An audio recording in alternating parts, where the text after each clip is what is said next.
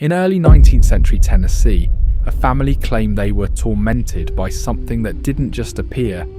It spoke, it argued, it sang hymns, it named people by name, and according to multiple witnesses, including neighbours, clergy, and even a future US president.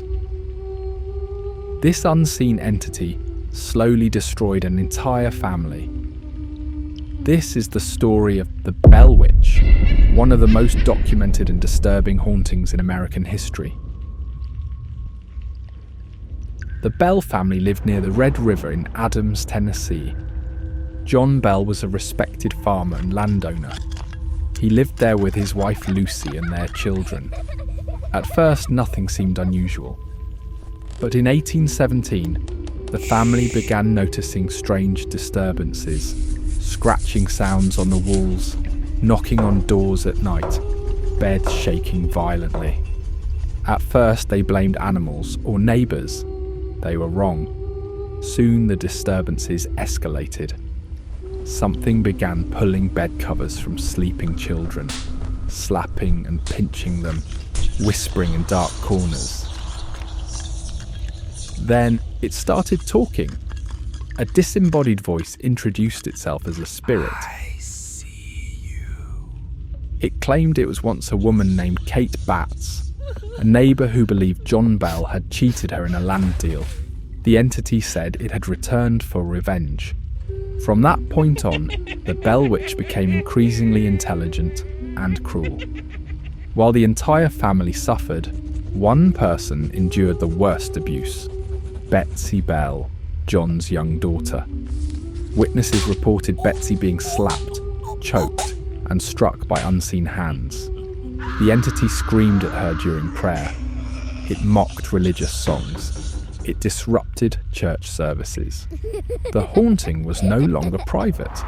People came from miles away to witness it.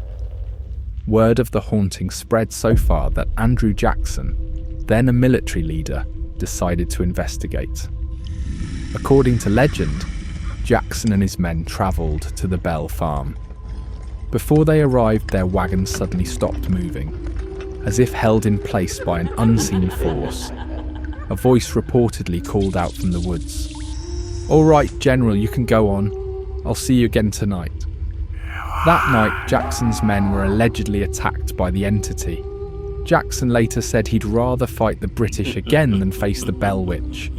John Bell's health deteriorated rapidly. He suffered from mysterious fits and paralysis. He complained of a choking sensation he couldn't explain.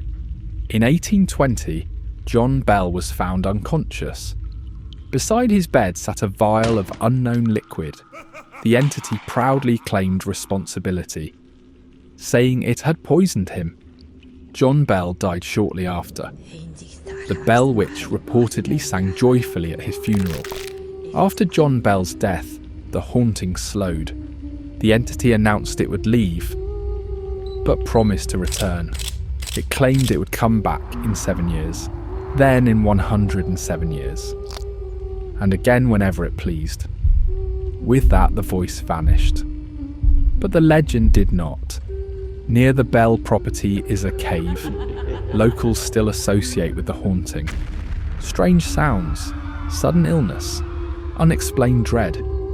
Even today, many refuse to enter it alone. Some believe the entity never left, only retreated underground. Skeptics argue the haunting was an elaborate hoax. Some suggest Betsy Bell and others faked the activity. Others believe it was mass hysteria. But there's a problem: the number of witnesses, the consistency of accounts, and the detailed written records.